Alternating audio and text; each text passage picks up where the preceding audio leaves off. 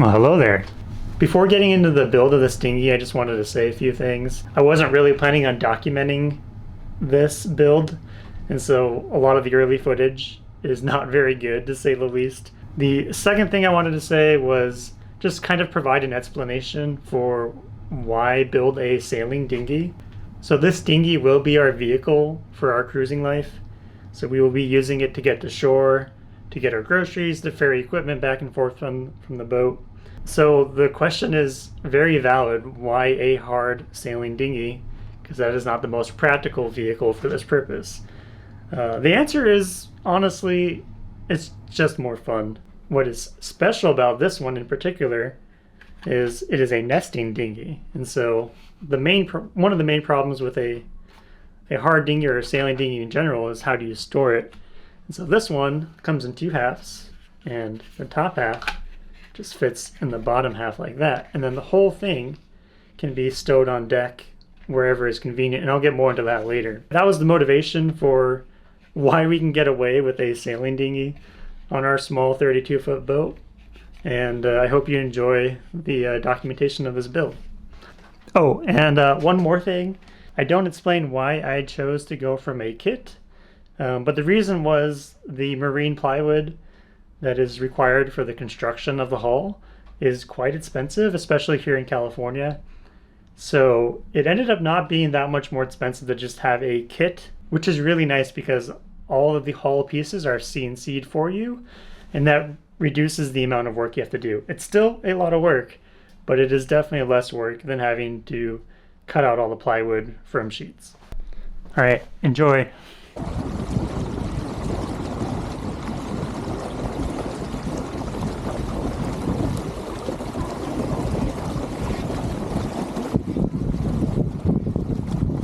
Alright, we are starting the build of our Spindrift 10 dinghy. It's from a kit, which is kind of nice because it means all the parts are pre-cut, which saves me a lot of time.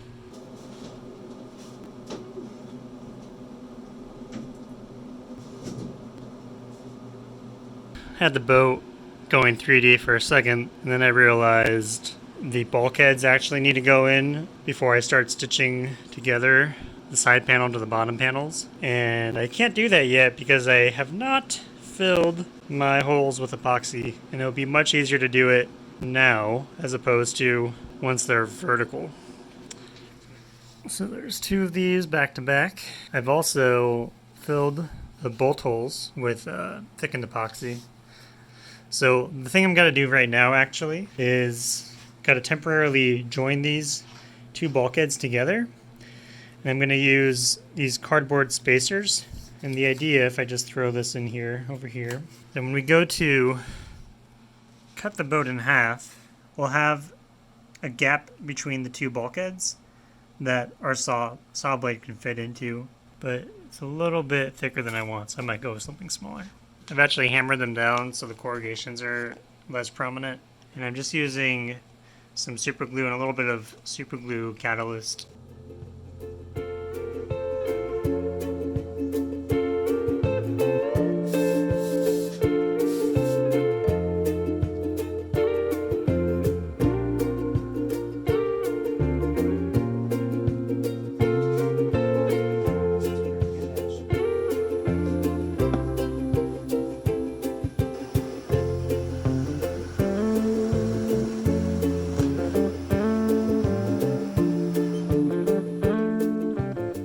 One of the neighborhood cats that should really not be an outdoor cat. Isn't that right? Are you gonna help? Nope, you're just gonna lick your butt.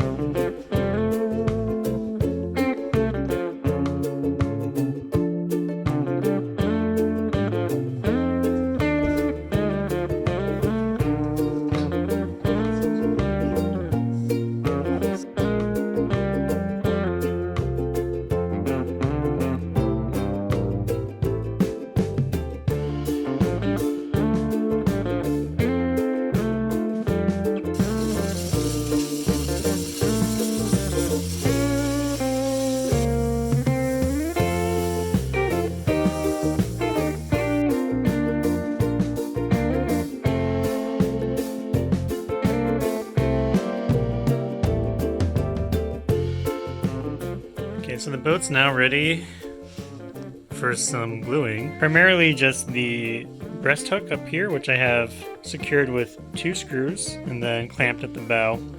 And then on the aft end, I just have these clamps here to center the nesting bulkheads so they don't move around on me.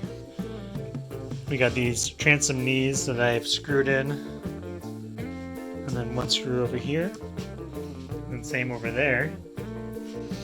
And then just kind of tape everywhere else. So I've glued up the transom and these shoulders. I used a lot of epoxy, and this is thickened epoxy, and this is kind of what we want to see, is lots of good squeeze out. Because if we don't see squeeze out, then there's a chance that you have voids in your bond, which you don't want. So I'm going to have to clean all this up in a second. We have good squeeze out pretty much everywhere. I still got to clamp this down, when I'm going to come back to that in a minute. And then on the bow, same situation. Got really good squeeze out on both sides. So I have a screw on each side here, and then on the bow I don't have anything, but I am clamping it so that the bow is closed. So I'm going to go ahead and clean up my squeeze out and then kind of find a way to secure the transom a little bit better. The garage is getting a little bit cramped. It's a pretty small space to begin with. I'm about to make the gunwales, so I've ripped some fur here from some 2x4s. I was debating using some redwood too, because I had it. No matter what I do, I think I'm going to do 2 of the interior strips of the gunwales, and then the outer strip, the one that will actually be banging up against things, potentially will be made out of ash. But right now I'm trying to figure out how I want to do the scarf joints. My boards are only 8 feet long, because that's the largest board I can fit in my car. So I'll need to make a scarf joint. I'm just trying to decide how to do that scarf.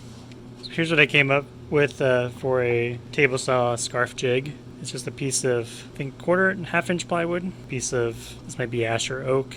And then for the track, I just used a piece of walnut that I had laying around. Once your scarf is cut, you end up with a drop off.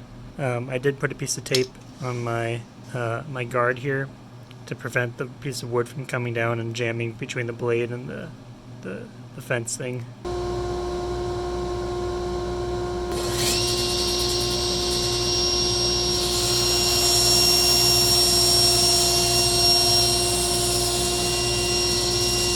So here's the product.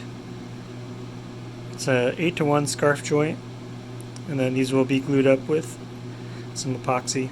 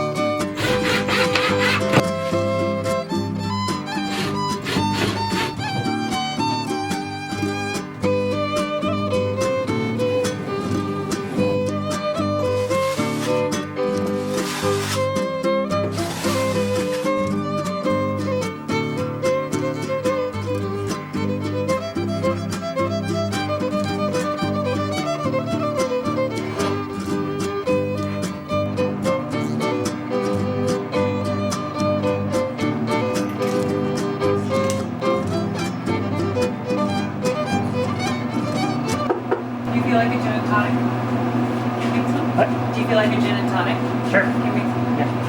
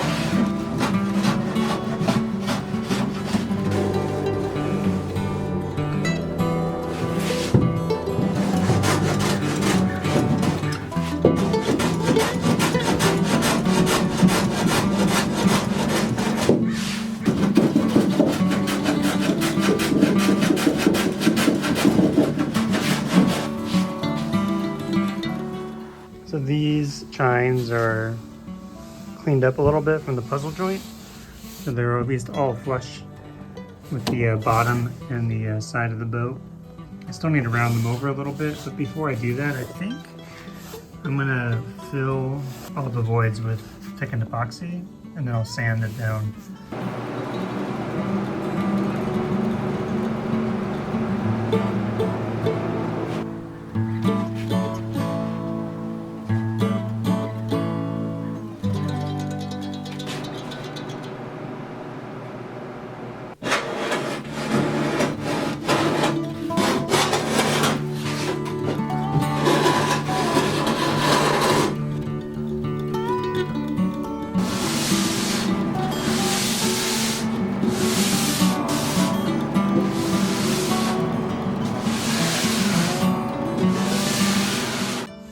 Before I actually rounded over the chines, I filled in any holes with epoxy.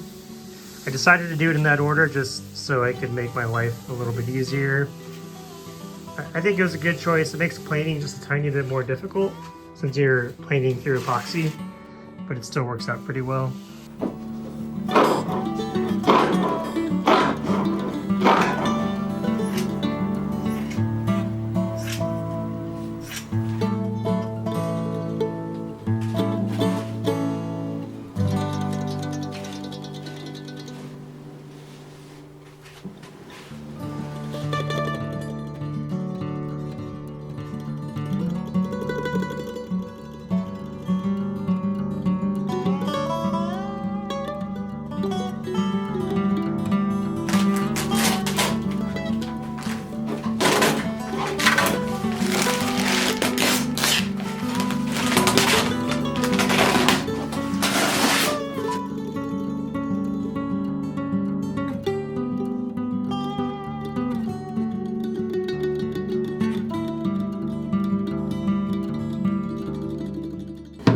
When I did this lamination, I used peel ply, but it was a different peel ply than what I'm used to. I basically ended up with a bunch of pinholes, which are kind of hard to see on the camera, but you can kind of see it in the fact that like it kind of looks almost cloudy. And so I think maybe the peel ply just wasn't completely wetted out. So I'm coming back and adding a very thin fill coat just to really fill in these tiny bubbles. Not a big deal, but a good learning experience.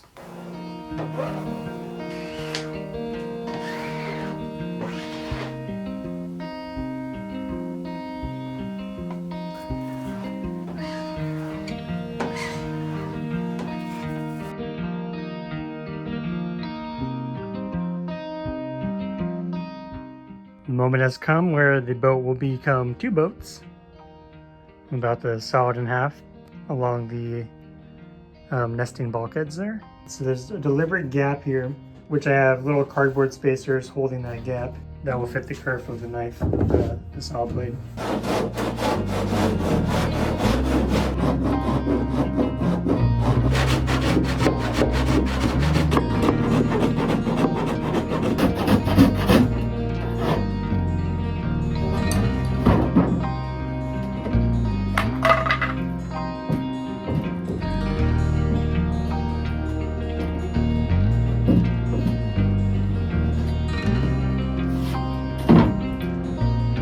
When when I first started, I made a mistake that I'm gonna have to correct, and I sawed through a bit of the plywood. I didn't have the full length of the blade into the gap, and so it was allowed to wander a little bit, and it wandered just enough to dig into the plywood. And same here, unfortunately. So I'm just gonna probably fill this with epoxy. I might end up glassing these ends anyway, so not a big deal, just something to keep in mind.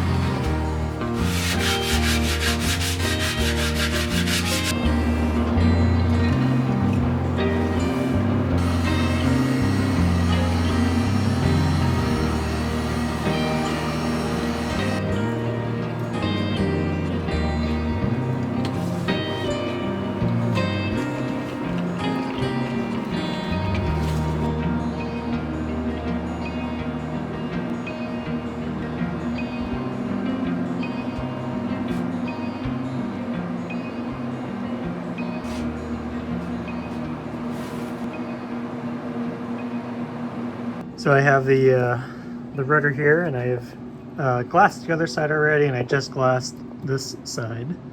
And I have peel ply on top of a pretty light cloth. I think this is 4 ounce, maybe 6 ounce. But it's okay to have a little bit of extra resin on top of the peel ply because you're just going to be peeling it off. But what you don't really want is bubbles underneath the surface between the peel ply and the glass, because then you're going to have to sand those down. And I'm just kind of going in, especially on like a corner like this, just with my gloved finger to make sure that it's flat. I will come back probably in 6 hours. It's a fast curing epoxy.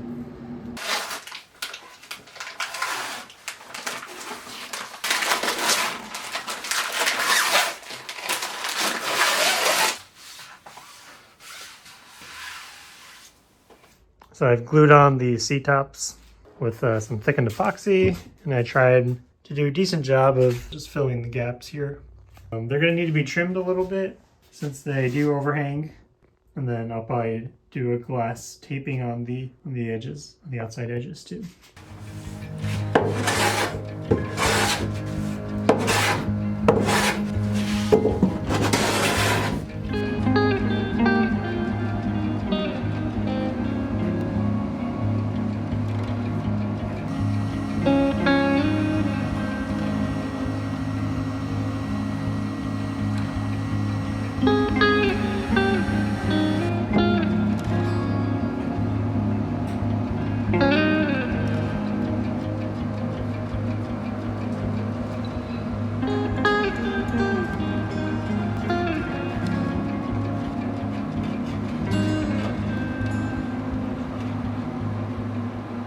The forward seat and the mast support is installed now. I just went ahead just now and filled in all the gaps around it. These aren't fillets. Its purpose really is just to fill a gap. These two compartments, flotation and storage compartments and seats, are completely sealed and glass taped around the rim. And then the very last major thing I got to do inside the boat is install the Daggerboard box, which will go right here. You guys just see the lines on the plywood.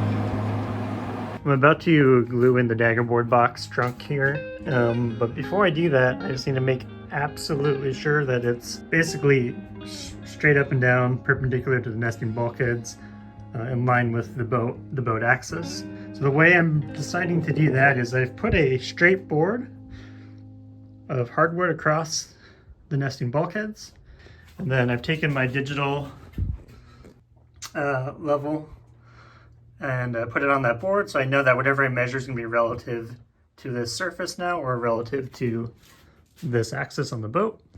And now I can go ahead and clamp this onto the side of the trunk and then get that to be 90 degrees. So we'll do that now.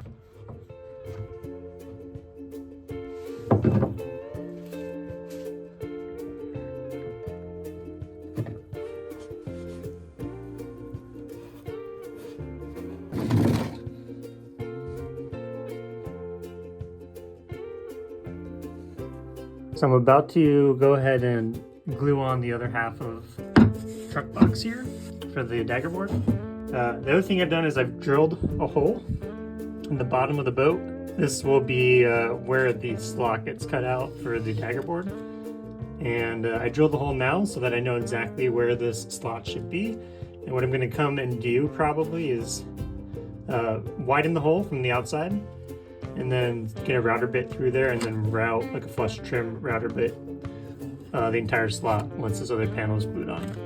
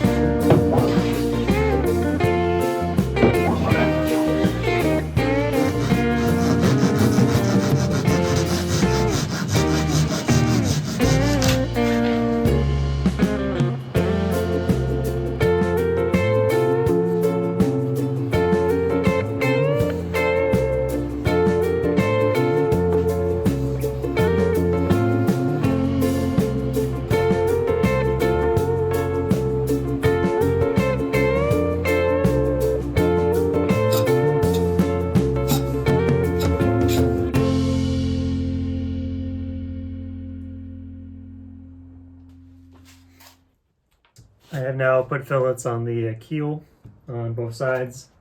I also cut the keel in half now, so I don't accidentally epoxy the two sides of the boat together. I might flip the boat over, or I might continue sanding the bottom. I still got to do a bit of a fill coat on the port side to correct some issues with the peel ply that I had.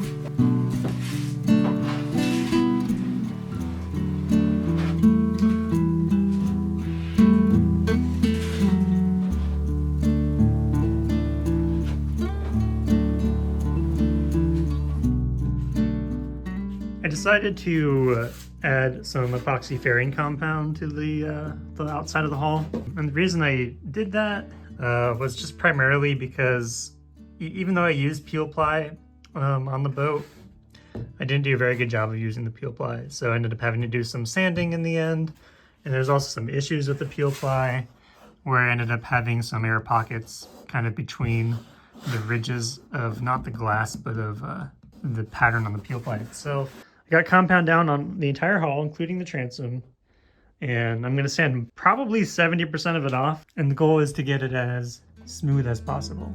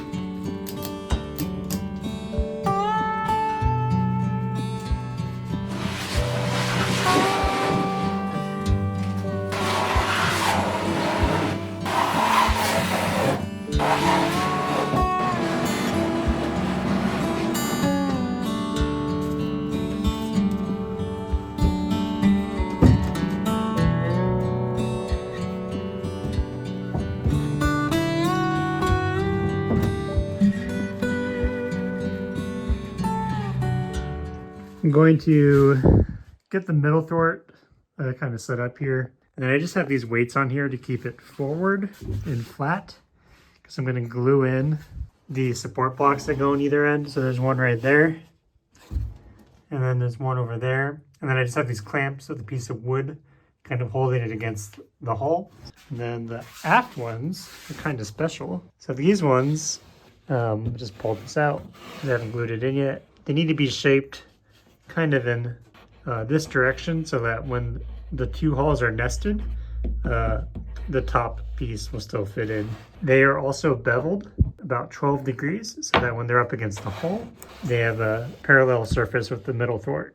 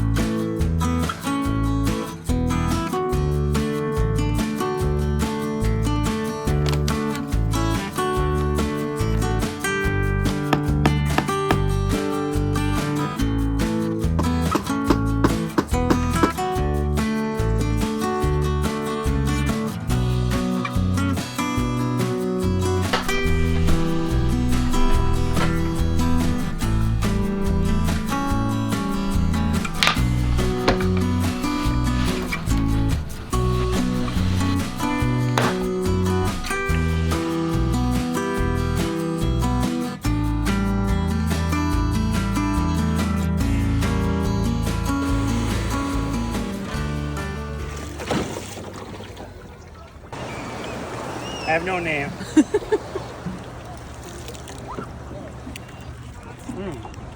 And one for the ocean.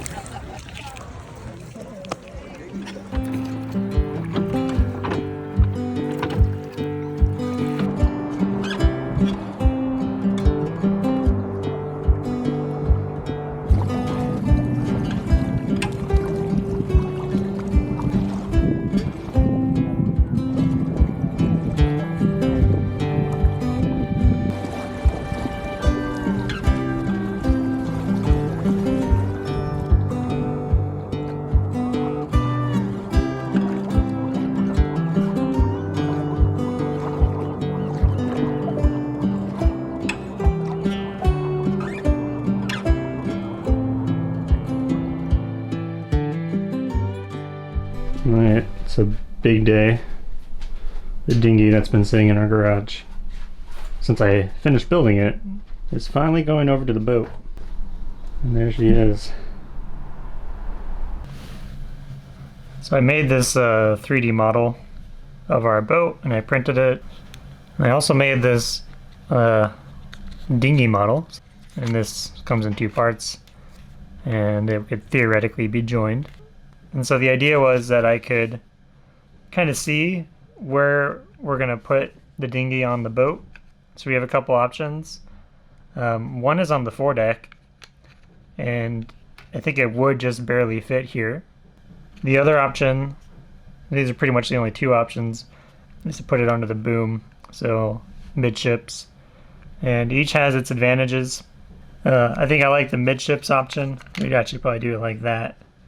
The nice thing about being under the boom is it's a space we don't really need access to when we're walking around deck. It is center of mass on the boat. The disadvantage, of course, is that it's pretty high up, so you have a lot of weight high up relative to the keel, and also windage, so you've kind of put a pretty big object high up so that you have more windage, more heel on the boat. The disadvantage about putting it on the foredeck, although it would fit there, is essentially we have very little deck space kind of walk around it. And also the dinghy's not light, so it will be a fair amount of weight forward on the bow, which isn't desirable either.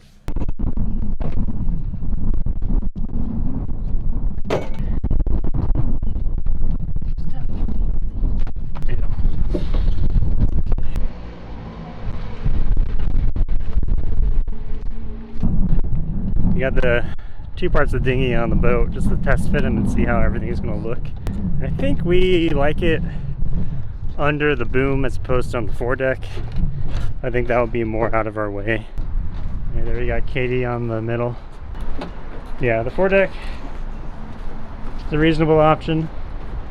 It makes it lower, so less windage, but it also has weight to the bow. So the boom, and obviously you have to imagine that the other half is on top of it.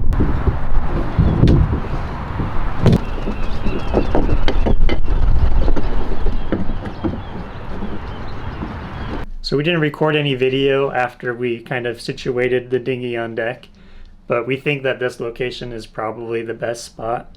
We will come back and add some wooden blocks to the deck to make it so it's secured safely on deck, and then it'll also be strapped down for when we're offshore, so it will be safe there. Now that the dinghy is finished, I just wanted to come back and say a couple more things. I don't really address anything in the video because it is really more of a documentation of the build than an explanation of how to build a dinghy for the most part. But I wanted to say a few things. One of those is, how long did it take? It took a long time. I thought I got the kit in September, and I thought I'd be done in December by Christmas, or even earlier. Like, I think Thanksgiving was my original target. But I was working a lot, and I only had little bits and pieces of my weekends to work on this project. And I also had our big boat to work on, so we hauled out for 6 weeks and did a ton of projects on our actual boat. And so it ended up taking almost a year before from getting the crate of parts before we launched it in the water for the first time. The other thing I would say is I wouldn't be afraid to pick up this project for yourself if you're interested in a sailing dinghy. Really, the only tools you need are a handsaw, a Japanese pole saw maybe, a hand plane like this one, this little block plane, a drill, of course, and then a orbital sander and some sandpaper. That's really all you need to build this dinghy.